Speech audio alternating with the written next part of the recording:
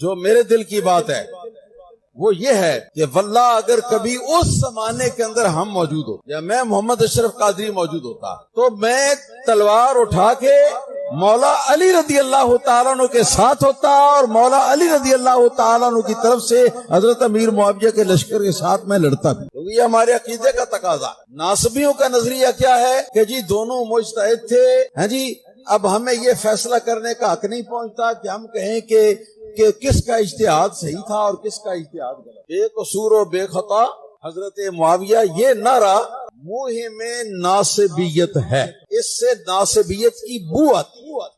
تو یہ ان کا، اچھا یہ سلوگن ان کا اتنا پرانا ہے لیکن کوئی دنیا میں ہلچل نہیں مچی، لیکن جب میں نے بولا ہے نا پھر ہلچل مچی ہے۔ تو اب آپ کو پتہ چل گیا کہ کس کے بولنے سے فرق پڑتا ہے۔ لوگ کہتے ہیں جی وہ ڈاکٹر اسرار صاحب اتنا کچھ کیا کرتے تھے، انہیں تو کسی نے کچھ نہیں کہا۔ آپ کو کیوں کہتے ہیں؟ بھائی ڈاکٹر اسرار صاحب کی وجہ سے ہلچل نہیں مچتی تھی نا، ہم تو جو بات کرتے ہیں ہلچل مچ جاتی ہے، ظاہر ہے کہ آڈینس ہے، لوگ سنتے ہیں اور لوگوں کو پتا ہے کہ بھئی اس کی روٹی روزی دین کے ساتھ نہیں جڑی ہوئی، 1 روپیہ یہ چندہ لینے کا کسی کا روادار نہیں ہے، کوئی اس کا مدرسہ نہیں، کوئی فرقہ نہیں، کوئی جماعت نہیں، یہ سارے فرقوں کے پیچھے نمازیں پڑھتا ہے، چندے انہیں دیتا ہے، یہ اس سسٹم کا بینیفیشری نہیں ہے۔ تو یہ بات جب کر رہا ہے تو صحیح بات ہوگی، تو اس کا اثر ہوتا ہے۔ وہ تو پھر جب وہ انہوں نے یہ بات کی تو پھر الیاس قادری صاحب بیک فٹ پہ گئے اور انہوں نے اپنے وہ معاملات جو ہے نا وہ سیدھے کر لیے۔ بہرحال بخاری اور مسلم میں بالکل واضح حدیث موجود ہے، حدیث متواتر ہے۔ اس حدیث کے دفاع پہ محدثین نے کتابیں لکھی ہیں، چند احادیث ہیں جو متواتر ہیں، جو کثرت سے صحابہ سے روایت ہیں۔ یہ ایٹ لیسٹ 2 درجن صحابہ سے یہ حدیث روایت ہے بخاری اور مسلم کی، کہ غزوہ خندق کا موقع تھا یا مسجد نبوی کی تعمیر کا موقع تھا، اور اس کے لیے خندق کھودی جا رہی تھی، کیونکہ مسجد کی تعمیر کے لیے پہلے بیسمنٹ نکالنے کے لیے آپ کو خندق بھی نکالنی پڑتی ہے نا۔ تو باقی اصحاب جو ہیں وہ 1 پتھر اٹھا کے لا رہے تھے، حضرت عمار بن یاسر نے 2 پتھر اٹھائے ہوئے تھے، اور 50+ ایج تھی، اور یہ پتھر آپ اپنے والے نہ سمجھیں، وہ بڑے والے پہاڑی پتھر۔ تو نبی علیہ السلام کو بڑا پیار آیا، آپ نے اپنے مبارک ہاتھوں سے ان کے سر اور داڑھی کے جو بال تھے ان پہ بٹی گرد صاف کی اور کہا ویح عمار، افسوس اے عمار، تقتلہ الفئۃ الباغیہ یدعوہم الی اللہ یدعوہم الی الجنہ، دونوں الفاظ ہیں، ویدعونہ الی النار۔ افسوس اے عمار، تجھے ایک باغی جماعت قتل کرے گی، تو انہیں اللہ اور جنت کی طرف بلا رہا ہوگا اور وہ جماعت جہنم کی طرف بلا رہی ہوگی۔ تو یہ نبی علیہ السلام کی غیبی خبر، پروفیسی، آلموسٹ 30 سال کے بعد آپ کی وفات کے پوری ہوئی۔ جنگ صفین میں حضرت علی رضی اللہ تعالیٰ عنہ کی طرف سے لڑتے ہوئے 93 ایئرز کی ایج میں عمار بن یاسر شہید ہو گئے، اور وہ چیز اسٹیبلش ہو گئی۔ وہ مسند احمد میں اوپر تلے کئی احادیث ہیں کہ ایک صلح حدیبیہ کے صحابی تھے ابو الغادیہ رضی اللہ تعالیٰ عنہ، ہم تو ظاہر احترام سے ہی نام لیں گے، انہوں نے حضرت عمار کو شہید کر دیا، اور اس کے بعد وہ روتے تھے کہ مجھ سے اتنا بڑا یہ کام ہو گیا، اور اس حدیث کو بھی یاد کرتے تھے کہ عمار کا قاتل اور مال لوٹنے والا جہنم کی آگ میں ہے۔ بلکہ حضرت معاویہ کو آ کے عمرو بن عاص نے جب بتایا کہ وہ تو عمار شہید ہو گئے، تو انہوں نے پھر آگے سے کہا کہ تم اپنے ہی پیشاب میں پھسل رہے ہو، یعنی لوگوں کو یہ بات بتاؤ گے تو تم اپنی پیشاب میں پھسل رہے ہو، اپنی کمزوری لوگوں کو ہائی لائٹ کر رہے ہو، ہم نے اسے قتل کیا ہے، اسے تو علی اور اس کے ساتھیوں نے قتل کیا کہ اپنے ساتھ لے کے کیوں آئے تھے اور لا کے ہمارے نیزوں کے آگے پھینک دیا، تو مرنا ہی تھا اس نے، یہ تو علی نے مارا ہے۔ استغفر اللہ۔ اتنی باطل تعویل کے اوپر مولا علی علیہ السلام تک جب خبر پہنچی تو انہوں نے فرمایا کہ اس کا مطلب ہے کہ پھر نعوذ باللہ حضرت حمزہ کے قاتل رسول اللہ تھے کہ نہ عہد میں لے کے آتے اور نہ حمزہ قتل ہوتا۔ یہ پھکی دی مولا علی نے، مولا علی بھی پھکیاں دیں سن۔ فليتقدم بين الصفين محتسبا۔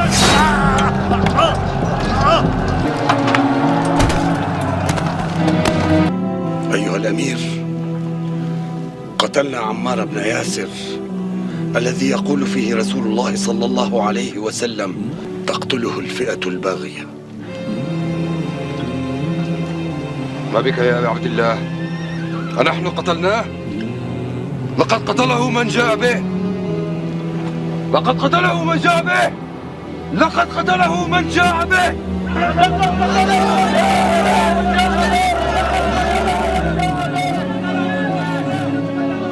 إن صح تأويل معاوية كان رسول الله صلى الله عليه وسلم هو قاتل حمزة لأنه أخرجه معه لقتال المشركين يوم أحد. اچھا، اس سے یہ بھی پتہ چلی کہ پھکی کے طور پہ کوئی بات کرتے ہوئے رسول اللہ کی بھی مثال دے دے تو گستاخی نہیں ہے. ورنہ آپ یہ بات کریں نا کہ بھئی کیا رسول اللہ قاتل تھے، اب یہ سمجھانے کے لیے آپ کر رہے ہیں تو سننے والے پتہ کہتے ہیں دیکھو جی اس نے کہہ دیا حضرت حمزہ کو حضور نے مروایا. سمجھ آئیے آپ کو؟ پہلے یہ نہیں ہوتے تھے معاملات کہ کسی کی مثال دینے کے اوپر کوئی بات پکڑ لیتا تھا. بہرحال ان لوگوں نے وہ نعرے وہ والے نہیں لگائے بے گناہ بے خطا عمار ابن یاسر، نہ عمار ابن یاسر کی کبھی شہادت کا دن منایا. ورنہ تو لوگ پوچھیں گے کہ کس رضی اللہ عنہ نے کس رضی اللہ عنہ کے کہنے پر یا اسے خوش کرنے کے لیے عمار رضی اللہ عنہ کو شہید کیا. تو وہ اس لیے اس کو انہوں نے اوور لک کیا.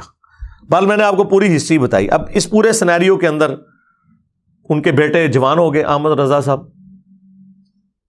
تو ہر بندے کی خواہش ہوتی ہے کہ اس کا اپنا بیٹا ہی آگے آئے، اور میں سمجھتا ہوں اس معاملے میں الیاس قادری صاحب معذور ہے. صرف الیاس قادری صاحب کو کرٹیسائز کرنا بریلویوں کی طرف سے یا دیوبند کی طرف سے یہ بالکل غلط ہے، یا اہل حدیث کی طرف سے. اس کی وجہ یہ کہ آپ سب کے جو بڑے تھے وہ یہی کچھ کرتے تھے. وہ بخاری میں موجود ہے. پھر حضرت معاویہ نے ڈیوٹی لگائی کہ ٹھیک ہے پھر یزید کے لیے بیعت لینی شروع کرو میری زندگی میں ہی، اور وہ بیعت لینا شروع کر دی. مروان نے مدینے کے ممبر پہ چڑھ کے مسجد نبوی کے اندر کا خطبہ دیا باقاعدہ. اور حافظ ابن کثیر نے سورۃ الاحقاف پارہ نمبر 26 کی آیت نمبر 17 کے کانٹیکسٹ میں یہ بخاری کی حدیث 4827 اور اس کے سارے ترک ایک جگہ جمع کیے ہیں باقی کتابوں سے. امام بخاری نے تو مختصر وہ روایت نقل کی، بس اتنے الفاظ نقل کیے کہ مروان نے کہا کہ اللہ تعالیٰ نے امیر المومنین کو یہ بات سجھائی ہے امت کے وسیع تر مفاد میں، وہی میرے عزیز ہم وطنوں، وہی شاید شروع تو ہی چل رہی ہے میرے عزیز ہم وطنوں. تو وہ چاہتے ہیں کہ اپنے بعد اپنے بیٹے کو نامزد کر دیں، جیسا کہ حضرت ابو بکر نے بھی تو عمر کو نامزد کیا تھا. اندازہ کرو بھی عمر کو بیٹا تھا حضرت ابو بکر کا، اور دوسرا وہ صحابہ کا مشورہ تھا، اور وہ وہاں تو حضرت ابو بکر کے اپنے بیٹے عبد الرحمن بن ابی بکر موجود تھے، ان کو نہیں منایا. تو عبد الرحمن بن ابی بکر کھڑے ہو گئے، انہوں نے کہا سیدھا کیا تیرا امیر المومنین کیسر و کسرا کے طریقے پہ چل رہا ہے، ابو بکر و عمر کے طریقے پہ نہیں. اب اتنی موٹی بات کون سن سکتا ہے؟ انہوں نے کہا پڑھو انہوں نیب دے والے کرو، ہاں نہ معلوم ڈالے اسے اٹھا لے.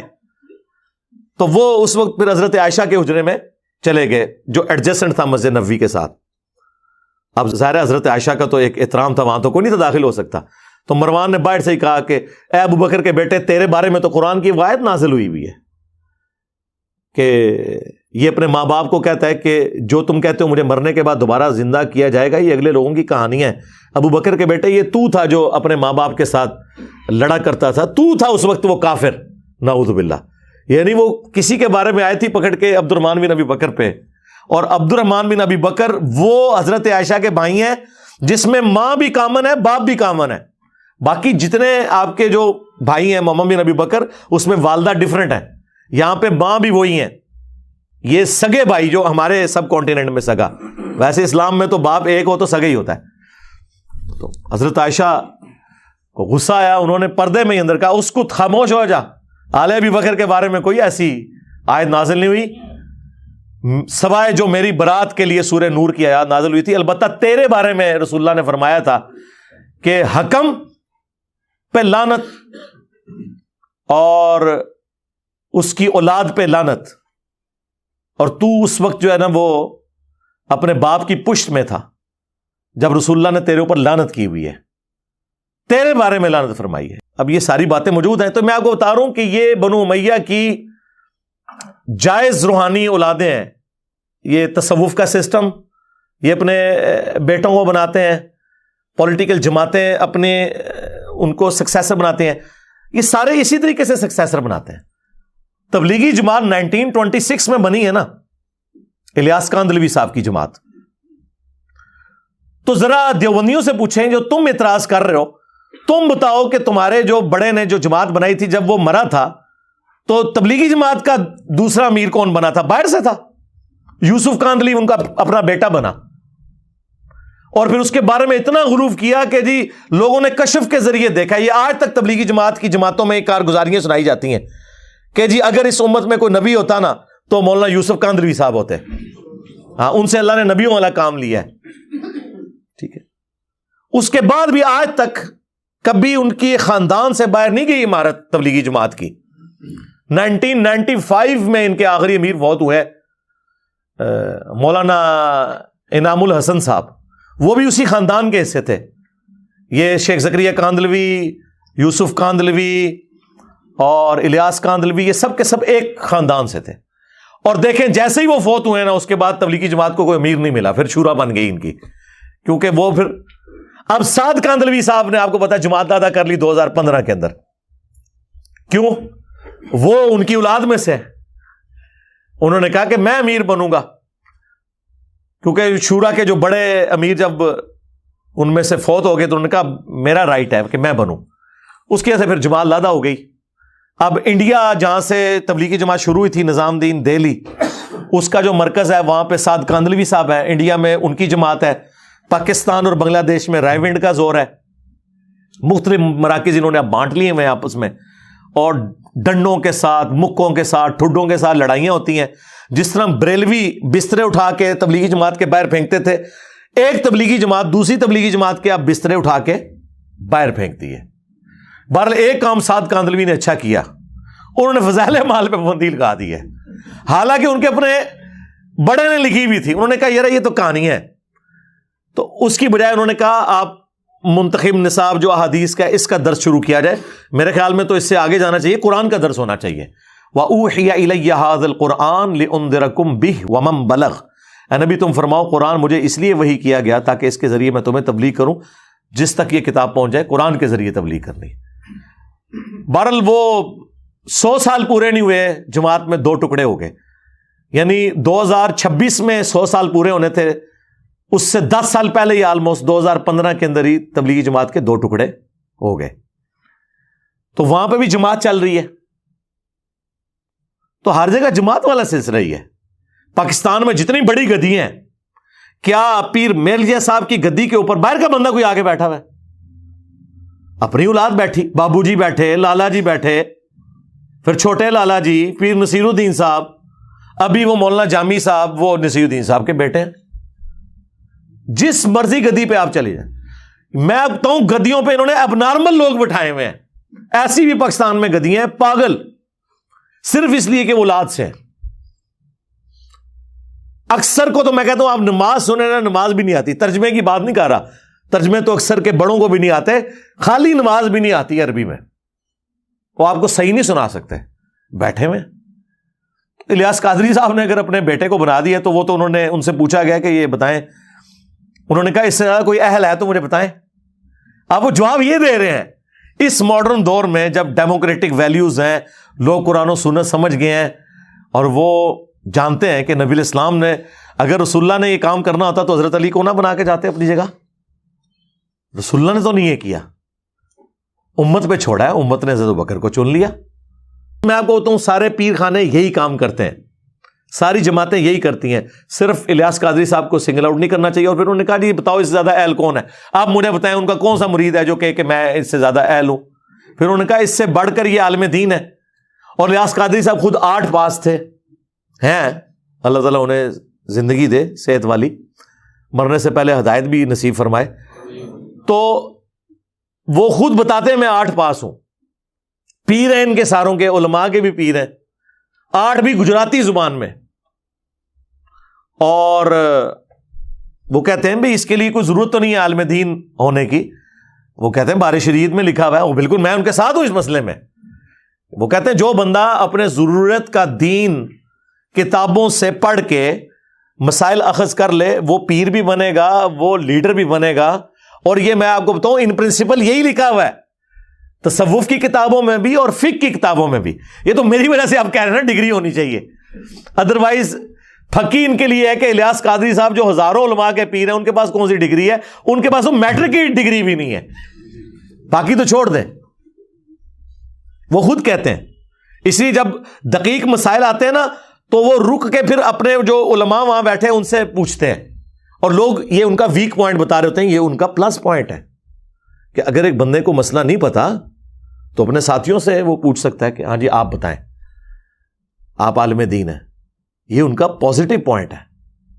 یا وہ کئی بار کہتے ہیں میں اس پہ ورکنگ کر کے بتاؤں گا, اور کئی معاملات میں وہ رجوع بھی کرتے ہیں. یعنی کئی سالوں تک ربیع الاول کو کہتے تھے ربیع النور شریف, نبی علیہ السلام کو اللہ کا نور مانتے ہوئے وہ ربیع النور کہتے تھے. پھر انہوں نے خود ویڈیو میں بتایا کہ مجھے چند میرے قریبی علماء نے, اسٹوڈنٹس نے ہائی لائٹ کیا ہے کہ یہ ربیع الاول کا لفظ جو ہے یہ تو احادیث میں ہے, نبی علیہ السلام نے خود استعمال فرمایا, تو آپ اسے چینج نہ کریں. تو پھر وہ ربیع الاول کہنا شروع ہو گئے, تو رجوع کرتے ہیں. سب سے بڑا رجوع تو میں ان کے دو بڑے رجوع الیاس قادری صاحب کے, جس پہ میں انہیں سلوٹ کرتا ہوں کہ انہوں نے اپنی زندگی میں یہ کام کیا ہے. نمبر 1, ویڈیو کیمرے کو انہوں نے جائز قرار دیا. سب سے زیادہ ویڈیو کیمرے کے خلاف کمپین اگر چلائی تھی تو الیاس قادری صاحب نے. لوگوں کے ٹی وی توڑوائے ہیں انہوں نے. ہم سکول میں پڑھتے تھے, ہمارے جو سینئر تھے نا اس وقت دعوت اسلامی میں, ہاکیاں مار کے بلے مار کے انہوں نے ٹی وی توڑے تھے, کیونکہ الیاس قادری صاحب کی اس وقت باقاعدہ تقریر تھی, اس وقت کیسٹس آتی تھی. ایک اسلامی بہن کا بیان ہے کہ جس دن سے میں نے ٹی وی نکالا ہے رسول اللہ میرے خواب میں اور فرمایا آج تم نے میرے دشمن کو میرے گھر سے نکال دیا تو میں تمہیں زیارت کروانے آیا ہوں. اور آج دعوت اسلامی کے مرکز کے اندر بھی بڑے بڑے ٹی وی لگے ہوئے ہیں. تو یہ نبی علیہ السلام کے ساتھ دوستی ٹی وی کی کب ہوئی ہے؟ اچھا, بہرحال میں ان کو سلام کرتا ہوں, باقیوں سے یہ بہتر ہے. پھر انہوں نے ریٹن میں باقاعدہ کتاب لکھ کے اس پہ رجوع کیا کہ پہلے میرا یہ موقف تھا, اب میں رجوع کرتا ہوں. علماء نے میری توجہ دلائی, اور میں حالانکہ پرانی حافظان سنت میں انہوں نے لکھا ہے کہ یہ شادیوں کی ناکامی کی بڑی وجہ یہ ہے کہ جو آپ وہاں پہ کیمرے میں تصویریں بناتے ہیں. ٹھیک ہے, بے حیائی تو نہیں ہونی چاہیے, تصویریں مطلب میاں بیوی کی تصویریں تو ان کے پاس ہی رہے, وہ عام تو نہیں جانی چاہیے. پھر بعد میں انہوں نے جو ہے نا وہ تصویر کے اوپر رجوع کیا, پھر مدنی چینل کھولا. یہ ان کا ایک کارنامہ ہے جس پہ میں انہیں مبارکباد پیش کرتا ہوں. اور دوسرا, اسپیکر میں نماز. رائے وینڈ میں آج تک اسپیکر میں نماز نہیں شروع ہو سکی. وہاں پہ ظہر اثر کی نماز ہو یا مغرب عشاء کی کوئی فرق نہیں ہے, نہ قرات کی آواز اس میں ہوتی ہے, وہ ربوں سرن ہے. اے جناب حضرات نے سرن بنا دیتی ہے, سوائے جو قریب کے لوگ ہیں. 1-1.5 لاکھ کا مجمع ہے اسپیکر. اچھا, تقریر اسپیکر میں, دعا اسپیکر میں, اعلان اسپیکر میں, نماز اور اذان جو ہے وہ بغیر اسپیکر کے. یہ کون سا دین ہے؟ الیاس قادری صاحب نے 2001 میں جرت کی. انہوں نے حالانکہ اس وقت ان پہ بڑا اعتراض ہوا کہ آپ تو اعلیٰ حضرت کے ماننے والے ہیں. اعلیٰ حضرت احمد بریلوی صاحب کا تو فتویٰ تھا تصویر کے خلاف بھی اور اسپیکر کے خلاف بھی, وہ مرتے دم تک اس فتوے پہ قائم رہے ہیں. اور الیاس قادری صاحب تو اپنے آپ کو روحانی جانشین ان کا کہتے ہیں, اور انہوں نے اس معاملے میں اختلاف کر دیا ان سے. تو انہوں نے کہا بہرحال جو بھی ہے یہ, حالانکہ 20 سال تک 1981 سے 2001 تک دعوت اسلامی کے جتنے اجتماعات ہوئے ہیں نا, کسی میں اسپیکر میں نماز نہیں ہوتی تھی, مکبرین کا سلسلہ ہوتا تھا. پھر انہوں نے شروع کیا کہ ٹھیک ہے یار, اسپیکر کو ہم جب نعت پڑھتے ہیں سب کچھ. یہ میں سمجھتا ہوں 2 ان کے پازیٹیو کام ہیں جو انہوں نے کیے ہیں, اور پھر پریکٹیکلی اسے امپلیمنٹ کیا ہے. اب حالت یہ ہے کہ کیمرے سے ہٹتے ہی نہیں ہے وہ. ایون نماز پڑھ رہے ہوں تو لوگوں نے سامنے کیمرہ رکھا ہوتا ہے. اتنا بھی غلوف نہیں ہونا چاہیے, بعض جگہ پھر غلوف کر جاتے ہیں. اور دوسری طرف یہ جو انہوں نے اناؤنسمنٹ کی کہ میری جماعت میرے مرنے کے بعد بھی کسی احتجاج, کسی دھرنے, کسی آرمڈ کنفلکٹ میں انوالو نہیں ہوگی, ہم صرف دعوت کا کام کریں گے. یہ اپنی زندگی میں انہوں نے ویڈیو ریکارڈ کروا کے بڑا احسان کیا ہے. ورنہ اتنی بڑی جماعت بنی بنائی اگر کسی نان اسٹیٹ ایکٹر کے ہتھے چڑھ جائے, کوئی امیر ایسا آ جائے تو وہ پاکستان میں دنگا فساد شروع کروا سکتا ہے. اس لحاظ سے الیاس قادری صاحب بڑی نعمت ہے کہ انہوں نے اپنی جماعت کا قبلہ اپنی زندگی میں درست کر دیا. باقی جو ہمارا عقیدے کا اختلاف ہے ان سے, وہ اپنی جگہ ہے, لیکن جو پازیٹیو چیزیں ہیں نا وہ اپنی جگہ. لیکن اس میں پھر انہوں نے غلوب بھی کیا. انہوں نے کہا کہ بالفرض اگر مجھے کوئی شہید بھی کر دے تو میں نے اسے معاف کر دیا. نہیں سرکار, یہ آپ قرآن و سنت کے خلاف بات کر رہے ہیں. جو اسلام میں معافی کی روش اختیار کرنے کا کہا گیا ہے نا, وہ عام معاملات میں, قتل کے اوپر معافی نہیں ہے. قتل کے بارے میں قرآن میں کیٹاگوریکل حکم آیا ہے، وَلَكُمْ فِي الْقِصَاصِ حَيَاةٌ يَا أُولِي الْأَلْبَابِ، قتل کے بدلے قتل کرنے میں انسانیت کی زندگی چھپی ہوئی ہے اے عقل مندو، تاکہ تم بچ جاؤ، ڈر سکو۔ باقی جگہوں پہ اسلام کہتا ہے آپ معافی کی روش اختیار کریں، لیکن قتل کے بدلے میں اللہ تعالیٰ فرماتا ہے کہ قاتل کو قتل کرو۔ ویسے سورہ نساء میں ایز اے لاسٹ ریزارٹ اجازت دی گئی ہے کہ آپ دیت لے سکتے ہو، معاف بھی کر سکتے ہو، وہ ایز اے لاسٹ ریزارٹ ہے، کہیں کوئی بہت کرٹیکل سچویشن ایسی بن گئی ہے۔ ادروائز میں سمجھتا ہوں اگر کسی بڑے شخص کو اس طرح اسیسینیٹ کیا جائے خدا نہ خواستہ، اس کے قاتل کو بالکل معافی نہیں ہونی چاہیے، ورنہ تو دنیا کا امن ختم ہو جائے گا۔ تو یہ بالکل ان کا موقف، میں اس کے ساتھ ایگری نہیں کرتا۔ قرآن کا مزاج ہی ڈیفرنٹ ہے۔ سورہ المائدہ کی آیت نمبر 32 میں آیا ہے کہ جس نے ایک جان کو بھی ناحق قتل کیا پوری انسانیت کو قتل کر دیا، اور جس نے ایک جان کو بچا لیا پوری انسانیت کو بچا لیا۔ تو اس کانٹیکسٹ میں اپنے قاتل کو معاف نہیں کرنا چاہیے، بالکل نہیں۔ تو الیاس قادری صاحب کی جو پازیٹیو چیزیں ہیں وہ ہم ہائی لائٹ کرتے ہیں وقتاً فوقتاً، اور جو عقائد میں اختلاف ہے وہ میں وقتاً فوقتاً اسے بھی ہائی لائٹ کرتا ہوں۔ بہرحال یہ چونکہ ایک میرے پاس ایک سمجھ لیں علمی راز تھا ایک جماعت کے حوالے سے، میں نے وہ کھول کے پبلکلی بیان کر دیا کہ کس طریقے سے یہ نشیب و فراز سے ہوتے ہوئے جماعت اس لیول کے اوپر پہنچی ہے، اور اس اعتبار سے پاکستان کے لیے، پوری دنیا کے مسلمانوں کے لیے، تبلیغی جماعت ہو یا دعوت اسلامی، بڑی نعمت ہے کہ انہوں نے وہ کام کیا جو علماء کو کرنا چاہیے تھا، لیکن علماء سے اللہ نے توفیق اٹھا لی۔ یہ عام لوگ ہیں جو اپنے خرچے کے اوپر اپنی جیب سے پیسہ لگا کے اللہ کی راہ میں نکلتے ہیں اور لوگوں کو دین کے ساتھ جوڑتے ہیں۔ باقی جو عقیدے کا اختلاف وہ اپنی جگہ، لیکن یہ بھی بہت بڑی ایک نرسری تو اویلیبل ہے۔ ہمارے اپنے کئی اسٹوڈنٹس ہیں جو پہلے دعوت اسلامی میں تھے، میں خود دعوت اسلامی میں تھا، اس وقت بھی ہم الیاس قادری صاحب سے سنتے تھے کہ قرآن کے بعد سب سے افضل کتاب صحیح بخاری ہے، لیکن یہ تو ہمیں بعد میں پتہ چلا کہ یہ بات تو درست ہے، لیکن صحیح بخاری اور مسلم میں جو نماز کا طریقہ لکھا ہے، ہمارے پیر صاحب خود اس طریقے پہ نماز نہیں پڑھتے، حالانکہ ان کے جو بڑے پیر ہیں وہ پڑھتے تھے۔ کون؟ شیخ عبد القادر جیلانی۔ کہتے نہیں وہ حنبلی تھے۔ سرکار اگر آپ کے وہ حضرت صاحب حنبلی تھے تو آپ کیوں حنفی ہیں؟ آپ کے پیر کی زیادہ تحقیق ہے یا آپ کی؟ اگر آپ سمجھتے ہیں کہ فقہ حنفی بہتر ہے تو اس کا مطلب ہے کہ آپ کی عقل عبد القادر جیلانی سے زیادہ ہے، اور اگر آپ سمجھتے ہیں کہ عبد القادر جیلانی جو ہے وہ پیرانے پیر ہیں، ان کی عقل زیادہ ہے، تو پھر آپ کو بھی حنبلی ہو جانا چاہیے۔ ویسے تو یہ ہے ہی کہانی ہے، انہوں نے کہیں نہیں لکھا میں حنبلی ہوں، وہ قرآن و سنت کے ماننے والے۔ انہوں نے تو غنیۃ الطالبین میں جو جنتی فرقہ ہے وہ تو لکھا ہے اہل حدیث ہے، انہوں نے کہا اہل سنت ہے ہی اہل حدیث ہے، کر لو گل۔ اچھا جب یہ آپ بتائیں نا، وہ کہتے ہیں نہیں وہ وہابیوں نہیں، انہوں نے کیا وہ اہل حدیث اسی ہیں۔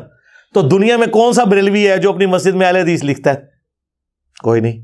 دوسری طرف اہل حدیث کا کیا حال ہے جب ہم ان کو بتاتے ہیں کہ مسلم کے مقدمے میں امام مسلم نے لکھا ہے کہ اہل سنت کی حدیثیں لی جائیں گی، تو آپ اپنے آپ کو سنی کیوں نہیں کہتے؟ وہ کہتے ہیں نہیں سنی ہے ہی ہم ہے، یہ بریلوی دیوبندی تو حنفی ہیں، ہم اصل سنی ہیں۔ ہم کہتے ہیں دنیا میں کون سی اہل حدیث کی مسجد ہے جس میں اہل سنت والجماعت لکھا ہو؟ الٹا آپ تو کہتے ہیں آج تو ہوگی وابی وابی، وابی ٹائٹل سے چڑھتے بھی تھے اور خود نعرہ بھی لگاتے ہیں۔ وہ اپنی اپنی نشانیاں صاحب نے بنائی ہوئی ہیں، ٹھیک ہے؟ اس لیے ہم عرض کرتے ہیں کہ مرنے سے پہلے اے مسلمان کر لے اس پہ غور، کتابوں کا خدا اور ہے، بابوں کا خدا اور۔ بابے بھی اسی خدا کو مانتے ہیں، بلکہ ہندو، کرسچنز، جیو سب اسی خدا کو مانتے ہیں، لیکن ان کوالٹیز کے ساتھ مانے جو کتابوں میں ہے، جو اس شخص کے اوپر نازل ہوئی ہیں چیزیں، جس کی قبر مدینے میں ہے۔ صلو علی محمد وآل محمد، اللہم صلی علی محمد وعلی آل محمد واصحاب محمد وازواج محمد وامت محمد اجمعین الی یوم الدین، آمین۔